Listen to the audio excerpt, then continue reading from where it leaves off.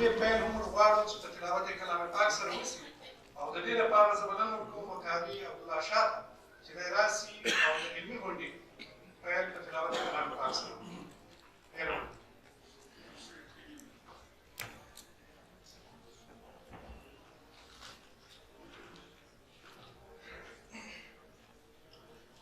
أعوذ بالله من الشيطان الرجيم.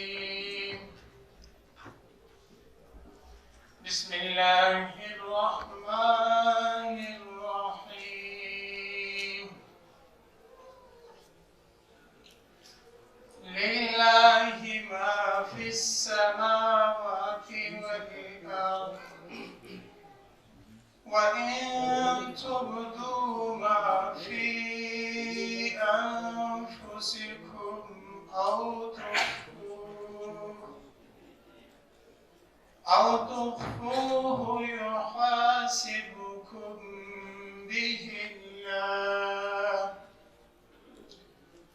فيغفر لمن يشاء ويعذب من يشاء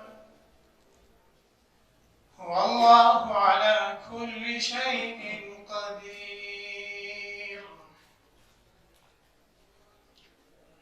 آمن الرسول بما أنزل إليه من ربه والمؤمنون كل آمن بالله وملائكته وكتبه ورسله لا نفرق بين أحد من رسله وقالوا سمعنا وأطعنا غفرانك ربنا وإليك المصير. لا يكلف الله نفسا إلا وسعها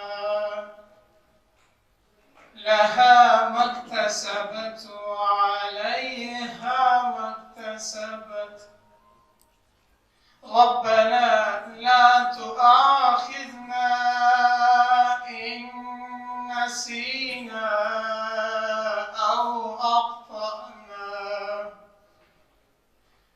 ربنا ولا تحمل علينا إصرا كما حملته على الذين من قبلنا ربنا ولا تحملنا ما لا طاقة لنا به واعف عنا واغفر لنا وارحمنا